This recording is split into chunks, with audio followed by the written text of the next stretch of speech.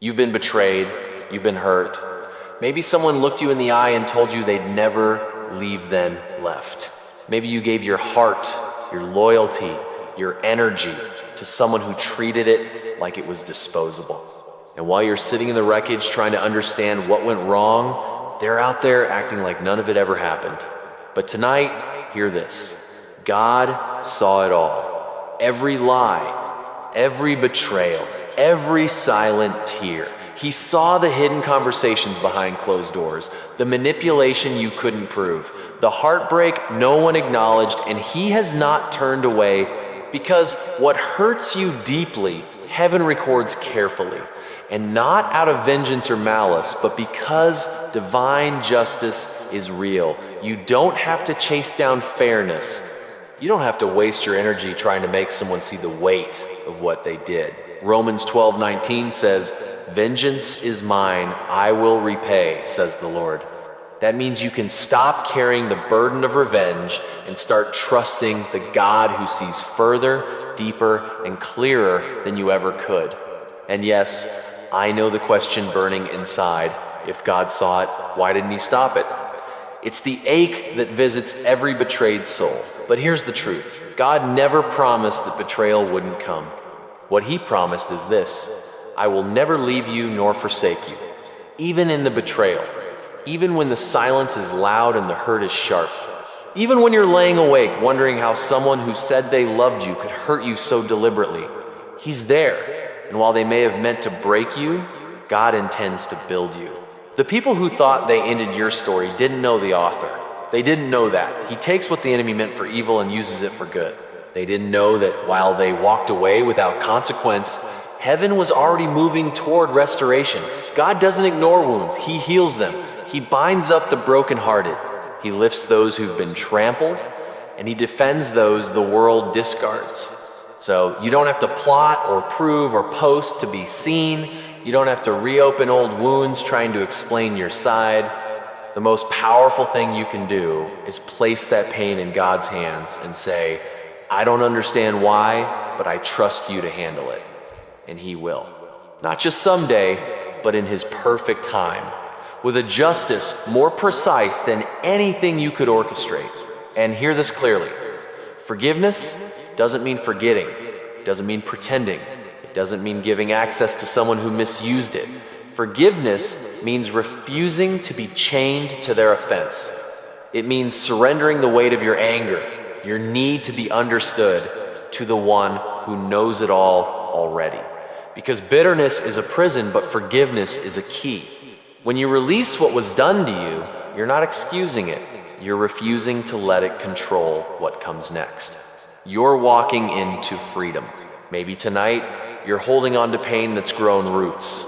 Maybe it's been years, and still, their actions echo in your mind. But hear this, God is calling you to let it go, not for their sake, but for yours. You don't need an apology to be free. You don't need closure from them when the cross already covered it. Put that pain into the hands of the judge who never overlooks a wound. Because while they may have harmed you in secret, God will restore you in public. He will heal you in places they can't touch. He will lift you higher than their betrayal ever reached. You ask, why would they do that? Why lie? Why walk away after everything? And maybe they'll never answer. But you don't need their explanation when you have God's promise.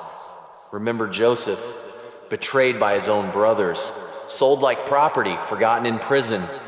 And yet, years later, standing as a ruler in Egypt, he said to them, "You meant it for evil, but God meant it for good." That's Genesis 50-20, and it's not just a verse. It's a reminder that the pain you endure can become the platform God uses to bless others. The very people who plotted to destroy Joseph became witnesses to God's plan unfolding. And the same God who turned that betrayal into a blessing is at work in your story too. Yes, it hurts. Yes, it's unfair. But no, it's not the end. Because God's hands specialize in taking broken pieces and building masterpieces, your heartbreak is not wasted. Your trust, though betrayed, is not lost. Your story is not over. Because the same God who walked with Joseph, the same God who lifted Job, the same God who resurrected hope from the grave is writing your next chapter. So tonight, let that betrayal be your turning point. Let their rejection be your redirection. Let their silence be the space where you hear God's voice louder. You are not forgotten. You are not forsaken. And you are not finished. This is just the beginning. Maybe you've whispered through tears. Why me? Why now? A quiet cry from a soul that feels forgotten in its pain. But what if I told you this breaking wasn't to destroy you, but to build you? That behind the betrayal, God is working, not in spite of the pain, but through it. Sometimes, God allows the deepest wounds to reveal the strongest purpose. Like a master craftsman, he holds the chisel of betrayal not to crush, but to carve character. He uses the fire of disappointment to refine what cannot be shaken. Though it feels like you're standing in ashes, know this: He is the God who brings beauty from every burn. He doesn't waste your pain. He repurposes it. And no, you don't have to stay broken. You don't have to stay bitter. You don't have to carry the weight of what someone else crushed in you.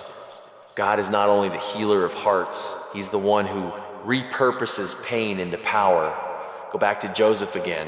Remember the prison, the betrayal, the silence, and yet, when the time came, he stood with grace and said, God meant it for good. That's not weakness. That's not denial. That's faith. The kind of faith that sees beyond the betrayal and grabs hold of the promise. The kind of faith that walks forward even when the wound is still healing. And that's the posture God wants for you, not because you're pretending you're okay, but because you're trusting that He still has a plan. This perspective doesn't erase the pain. It honors it, but it refuses to let it define the rest of your life. It says, yes, I was betrayed. Yes, I cried. But I believe there's purpose in the pain. When you start living like that, you stop being a victim of their actions and start becoming a vessel of God's restoration. Let's be honest. Betrayal cuts deepest when it comes from those we love most. Friends, family, people we trusted. And when that happens, you don't just grieve the act, you grieve the person. It's confusing, it's heavy, and it can shake your view of love. Trust even your identity. But God's love isn't fragile, doesn't fracture under pressure. His grace runs deeper than your wounds. And often, it's through these wounds that His healing power shines the brightest. So don't give in to despair. Don't let the bitterness take root. Don't let anger build a house in your heart. Instead, ask God to help you see His hand in the middle of the wreckage. Trust that while they may have left you in pieces, He's gathering every shard to rebuild something even stronger. And here's the beauty of God's redemption. What they meant to destroy, He uses to deliver. What they used to hurt, He uses to heal. The very people who wanted to write you out of the story become the footnotes to the testimony God is still writing. But it doesn't stop there. When God begins to use your story, your scars become someone else's survival guide. Your breakthrough becomes someone else's blueprint. Your healing becomes a testimony that tells others, you can make it too. Because your pain, surrendered to God, becomes purpose in someone else's storm. This is why you must forgive not because they deserve it, but because you deserve peace. Forgiveness isn't about letting them off the hook. It's about letting yourself off the leash. When you forgive, you say, you no longer get to define me. You take back the pen and give it to the author who knows how to redeem every page. And yes, forgiveness is messy. It doesn't always come with closure. It doesn't always come with apologies, but it does come with freedom. Freedom from the prison of bitterness. Freedom from rehearsing the pain over and over. Freedom to walk forward without dragging yesterday behind you. It's a decision, not a feeling. You won't always feel like forgiving, but God doesn't ask you to feel it. He asks you to choose it, because when you choose to forgive, you choose to trust Him with the outcome. You surrender the justice. the explanation, the vindication, and you put it all in the hands of the one who sees everything. Jesus did it. Hanging on a cross, betrayed by his own, he said, "Father, forgive them." Not because they asked, not because they deserved it, but because he understood that forgiveness isn't about theme, it's about aligning with heaven. So tonight, forgive. Not to forget what happened, but to remember it healed. Not to let them back in, but to let yourself walk free. Because every time you forgive, you reflect the heart of God. And that kind of heart can't be broken, it can only be rebuilt stronger. Before we move forward, let's take a breath and remember where we just were standing in the quiet tension of surrender, where silence becomes a declaration of trust and stillness, an act of faith. Now, let's go deeper, because maybe the weight you're carrying isn't the pain itself, but the pressure you put on yourself to fix what only God can heal. Maybe the heaviness doesn't come from what happened, but from your relentless need to control the outcome, to defend your intentions, to prove your worth to those who were never meant to understand it. And in all that striving and all that noise, you've forgotten that silence can be worship, that stillness can be obedience, that not reacting isn't weakness. It's a powerful declaration that says, I trust God more than I trust my own words. There's a sacred clarity that emerges in the quiet, a kind of spiritual recalibration that only comes when you stop making noise and start listening. Because when you stop reacting to the chaos around you, you create space to respond to the spirit within you.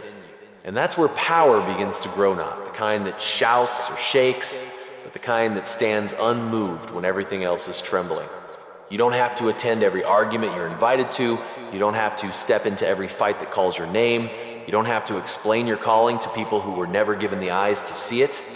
Let them talk, let them walk, let them misunderstand you. The one who called you knows, he sees, and when the moment is right, he will speak for you. He will defend what you no longer need to explain. Till that moment comes, be still. Let the peace of Christ rule and not just visit your heart. Let your silence say more than your defense ever could. You don't need to yell to be heard in heaven. You don't need to strive to be seen by God. You don't need to win battles he never asked you to fight. Because the power of peace is this: it anchors you when everything else is shaking. It quiets your soul when the world is screaming. It holds you steady when every storm begs you to panic. Peace is not passive. Peace is powerful. It's the strength to walk through fire without the smell of smoke.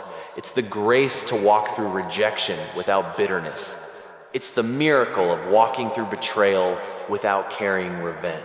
So guard your peace like a treasure. Protect your stillness like a sanctuary. Not every storm deserves your panic.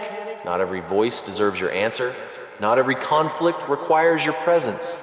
Some battles are best won in prayer, not in confrontation. Some moments are meant to be met with quiet surrender, not loud reaction. And there will be times, yes, real moments when God will whisper, say nothing, not because you're wrong, but because he's teaching you that his power is greater than your defense, that he fights better than you argue, that he restores better than you retaliate. And in those sacred moments, you'll find a deeper strength, a stillness that holds more power than 1,000 words. Let that stillness be your sermon. Let that silence be your shout. Let your calmness declare what your anger never could, that God is in control, that he sees, that he knows, and that what's meant for you will not miss you. You see, we live in a world that pushes you to chase, to grab, to hustle, to strive. A world that says, if you don't fight for it, someone else will take it. But here's the deeper truth. What's meant for you won't pass you by. And what passes you by was never meant for you to hold in the first place. That truth, that quiet, liberating truth, brings rest. You weren't made to live in panic. You weren't designed to claw your way through every opportunity. God never intended for you to exhaust yourself trying to open doors he hasn't unlocked yet. You're called to walk in trust, not desperation. And when you walk in trust, you begin to see things differently. You begin to understand that missed opportunities are not failures, they're divine redirections. Closed doors are not rejection, they're protection. Delays are not denials, they're preparation for something greater. Because when your heart belongs to God, when your life is surrendered to His timing, you begin to realize something profound: you're not in control. And that's a good thing, because He sees what you don't. He's already standing in the future you're trying to force. He's preparing it, not according to your clock, but according to His perfect plan. Sometimes we're so fixated on what we lost, who left, what slipped through our fingers, that we miss what God is doing right in front of us. We mourn the door that closed instead of trusting the one He's opening. But if you truly believe that God is sovereign, if you really believe He works all things for good, then you must also believe this: He never lets the right thing slip away. There may be tears, there may be silence, there may be days when the pain lingers longer than you'd like, but there will also be peace, the kind that wraps around your heart when you finally let go of the chase and rest in the truth. What God has for you is already yours. You don't have to force it. You don't have to beg for it. You don't have to lose yourself trying to hold on to what's not yours to keep. Let go. Be still.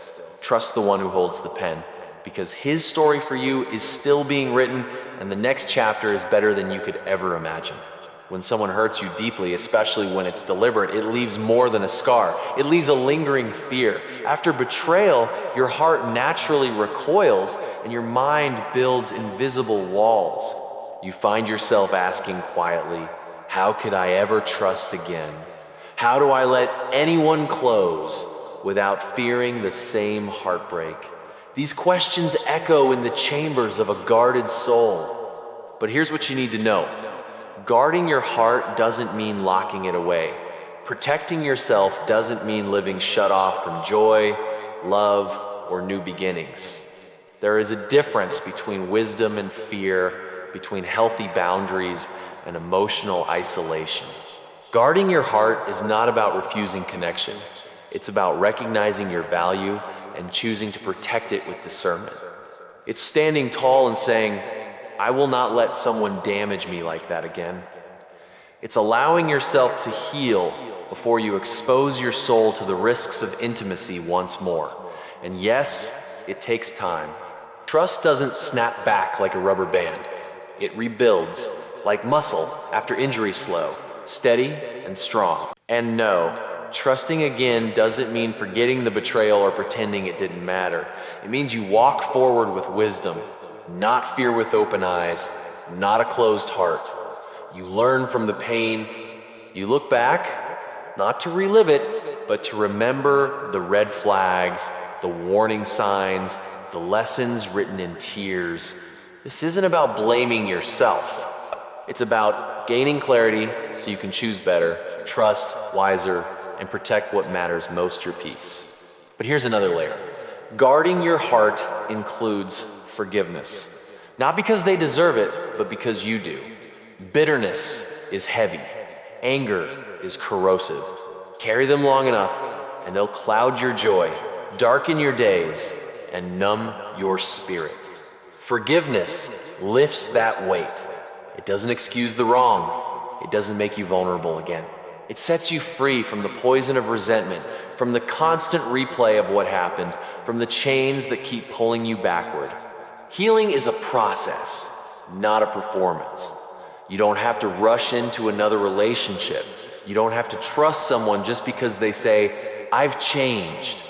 Give yourself the time you need. Create space for your soul to breathe again. Peace doesn't come from avoidance. It comes from wisdom, from recognizing when to open your heart and when to guard it. And above all, know this: God is the ultimate guardian of your heart. When you surrender your pain, your fears, and your future to Him, He surrounds you with protection no person can penetrate. No betrayal escapes His attention. No wound goes unseen. He doesn't just guard you, He heals you. He builds you back stronger, layer by layer, heart and spirit. So yes, guard your heart, but guard it with strength, not suspicion, with wisdom, not walls, with grace, not fear. Learn from what happened, forgive what you need to forgive, and trust that God will lead you into new seasons where your heart can feel safe again. Because the damage done to you doesn't define you. It's not the end of your story, it's a chapter in your redemption. You can love again, you can trust again. And with God, even the most shattered heart can beat with hope once more.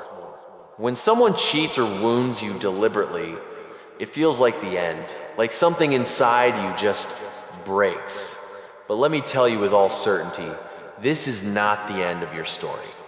This pain may feel final, but it's only a turning point, a setup for something sacred. What they meant to shatter you, God will use to shape you. You see, God doesn't waste wounds. He uses every trial, every tear, every betrayal to draw out the person He created you to be resilient, compassionate, full of depth and understanding. Even when the betrayal was cruel, even when the intent was destruction, God's purpose remains unshaken. He can bring life from the ruins. Think of Joseph betrayed by his brothers, thrown into a pit, sold into slavery. Think of David hunted, lied about, betrayed by those he trusted. Think of Jesus kissed into crucifixion.